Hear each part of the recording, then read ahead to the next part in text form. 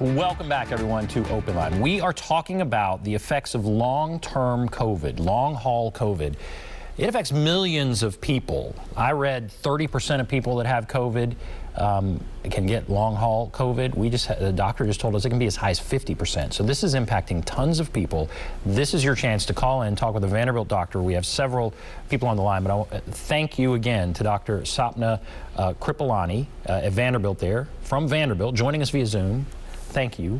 And let's just go to the phones. We have several calls. So let's go to Anne, who is on the phone here. Hello, Anne. Yes, good evening. I had COVID in January, and I'm not going to say I had it bad, but I will say I have autoimmune disorders and have had them my entire life. And it took a month before I was testing negative, and it did take several months before my immune system was where my doctors would say it was back to normal. But 10 months later, cognitively, I'm not where I was, and muscle fatigue-wise, I know I'm not. I was an avid walker, could do 2.6 miles a day. I'm nowhere near that. I go to see my rheumatologist in 2 weeks, and I'm really starting to wonder if I'm not in that category for some long-term COVID symptoms. I had 2 of the COVID vaccines that were full dose. I've had 2 of the boosters because of autoimmune disorders. What can I ask, and how should I be looking at my symptoms so when I do go to my doctor, I can approach this systematically? Because I really do think I've got some symptoms going on, and with fibromyalgia and lupus and arthritis, just to name 3, I have some things I need to categorize in one column and symptoms I need to have in another when I go to the doctor in a couple of weeks. And I'll listen for your answer. Thank you.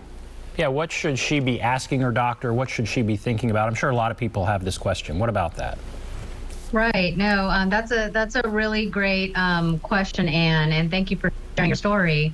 I think what you're experiencing is a very common experience, and that is that, after having COVID, and as you said, sometimes it's not even a very severe case of COVID, there can be prolonged symptoms. Sorry, my lights went out. There can be prolonged symptoms that, can last a long time. And it can be very hard to tell whether those are related to your other underlying medical conditions, or is this something new related to COVID or long COVID. So I think the first thing that is important for everyone to remember is that it's important to advocate for yourself. If you feel like something is new and you feel like it's something that wasn't there before you had COVID, bring it up to your doctors. Talk to them about what symptoms are new. And remember that anything that is a new symptom after you have COVID that persists beyond, 4 to 8 weeks after your symptom onset of COVID can be considered long COVID. And the only way to really know if your doctor is not as familiar with it, which, this has been an evolving thing, so not all doctors have been able to stay on top of the symptoms and know what to do about it, try and get in with a COVID clinic. There are several that are across the Tennessee area, many of which, like the one at Vanderbilt, is we allow people to be seen remotely, so we do telehealth visits. So it's not as much of a burden to get into a clinic if you live far away. Many other ones are doing something similar, but talk to a specialist who's familiar with long COVID and the symptoms and what treatments are coming out there, and they can help you. And treatments, you said earlier, there's not a test, so it's not like she could go to her doctor and say, I think I have long COVID, give me a test. That's not going to happen. You're not going to test positive for COVID if you have long COVID. Is that a true statement? That's true. You might test positive, but that test positivity does not mean you do or do not have long COVID. And so what would you give someone? You wouldn't give them an antibiotic. I don't know if you'd give them, there's not necessarily a pill you would give them because the symptoms vary so much. Is that right?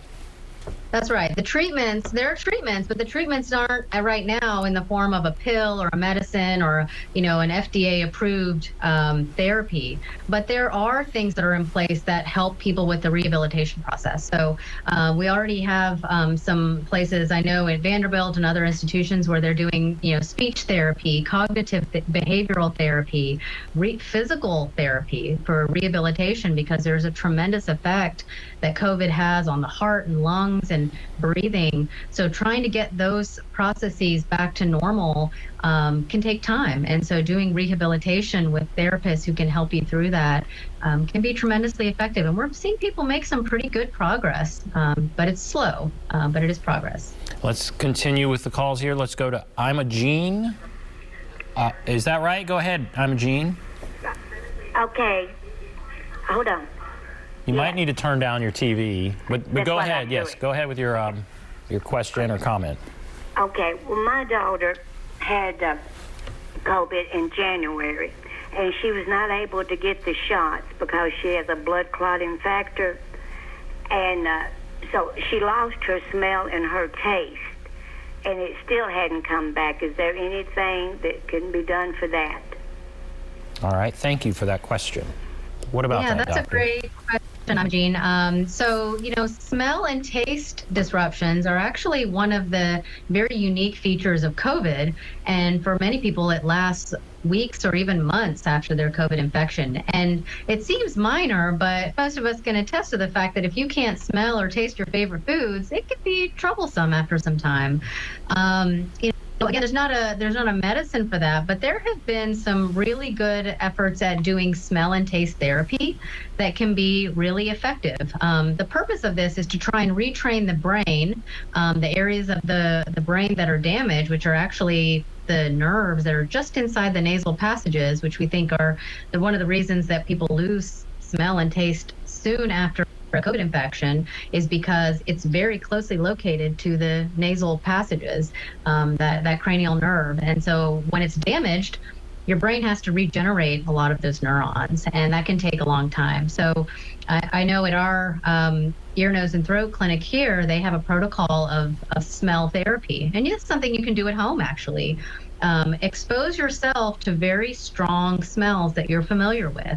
Some people will get herbs or essential oils and create 10 or 12 different things that they're familiar with, like cinnamon or cloves or whatever things you're used to smelling, and systematically smell those things every day, even multiple times a day. I know it sounds a little strange, but it actually helps retrain your brain to recognize those smells and make that association so that it can regenerate and you can once again smell. And we're seeing people actually regain some of that. It does come back with time anyways, but this sort of helps stimulate that regeneration a little bit faster. That's good to know it does come back with time. That's very interesting. Okay, thank you for that call. Let's continue going to the phones here. Vanessa. Hello, Vanessa. Hello? Go right ahead. What's on your mind? What do you mean what's on my mind? I thought I was talking to the doctor. Yes, you're talking to the doctor. What do you want to ask the doctor? And you might want to turn down your TV. But what do you want to ask the doctor? Oh, I want to ask the doctor. I had COVID 2 years ago, and I still can't smell or taste. I had blood clots in both legs and one in my lungs. I've been to neurologists. I've been to pulmonary doctors, and now I am in the Vanderbilt long hauler COVID study. I'm weak, and my brain does not function like it used to. So is there a vitamin or something that I can take now to help start rejuvenating my system again? I'm so sorry you're going through that. Okay, thank you, Vanessa. Okay, what about that, doctor? Yes, Vanessa, I'm sorry to hear you've had quite a time with this COVID infection and the complications. As far as vitamins, there's not a vitamin that's going to regenerate and help with a lot of the symptoms you're experiencing. Many of those related to clotting and things like that. So, I know some people will take things like zinc, vitamin D, things that will sort of help support your immune system. I think most importantly, keeping yourself healthy so you don't get another infection is probably the most important thing you can do. But I would certainly talk to your doctors who are actively managing these symptoms right now and making sure that you're on all the right therapies, because there are treatments for some of those conditions that you're experiencing. But vitamins are probably not going to help with what you've been through so far. She's talking about a study at Vanderbilt. I know this is being studied a lot. It's obviously impacting a lot of people.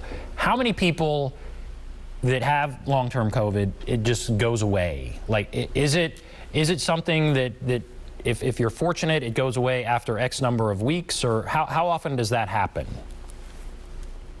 Well, Ben, we're actually looking at that to see what percentage of people do have resolution of their symptoms. And we're even particularly looking at places, like in other countries like the UK and Italy, where the COVID pandemic actually started a little bit before it started here in the US, to kind of, foresee what we can expect.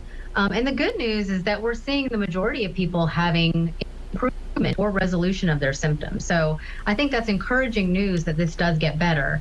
Now, what is concerning is that 2 years or more into this pandemic, there are a handful of people that still continue to have symptoms even that far out. And what interventions or therapies be available for them is the part that's really of a lot of interest. So there are a lot of studies going on right now. In fact, you could ask almost any specialty and they could tell you some long-term impact that COVID is having on their patient population and things that they're studying to try and figure out what treatments might be available to them. So there are lots of active studies going on, and that's why I think there's going to be some breakthroughs.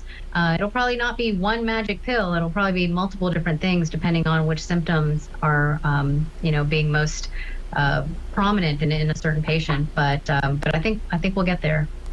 I want to take another call here. Geraldine. Hello, Geraldine. Hello? Hello. What do you want to ask the doctor? Okay, I had COVID in November 2020. I was in the hospital for 5 days. I'm an asthmatic, I'm a diabetic, and I have high blood pressure. And, hello, 3 weeks ago I got it again. Oh, no. Are you there? Yes. Okay, 3 weeks ago I got it again. So I guess I went through another series of medication. So I'm wondering now, when do I get the next booster shots? All right, thank you. I encourage everyone to turn down their TV when they come on, but there's a lot going on there. Poor Geraldine has gone through a lot. What do you recommend for her? So Geraldine, I heard you ask that you had COVID once, pretty severe episode, and then you got it again a second time 3 weeks ago. And what is the recommendation as far as boosters at this point for you? Is that correct? That's right. That's right. What we're saying is, first of all, I am encouraging people to get vaccinated, to get boosted. Although the older boosters had less efficacy against these newer strains, there is the new booster that's out now, and that's a bivalent booster that will have better activity against Omicron, which is the primary circulating virus strain right now. So I'm encouraging people to get it, because the number one way to prevent and cure long COVID is to not get COVID. And so everything we can do to prevent that is going to be advantageous. For people who've had COVID, we're generally recommending you wait about 2 to 3 months before considering getting a booster. And not that you have to wait that period of time, but we think that you're going to get a little bit more benefit if you wait, because your immune system is already revved up and has antibodies, and you're not going to get much additional benefit in now trying to boost it again and produce more antibodies, if that makes sense, in such a short period of time. Whereas if you wait a little bit longer till your antibodies are starting to come down again, you'll actually get a little bit more benefit from that booster. So I will usually tell people wait at least 2 to 3 months from your last infection, and wait at least 2 months from your last booster. So if you happen to have gotten a booster just a month or two ago, wait at least 2 months before you get this new booster as well. All right, Geraldine, thank you. Thank you for that call. Several lines open if you want to call in and talk to the doctor about long-term COVID, long-haul COVID. There's the number, 615-737-PLUS, 615-737-7587. We'll take a break, continue our discussion right after this.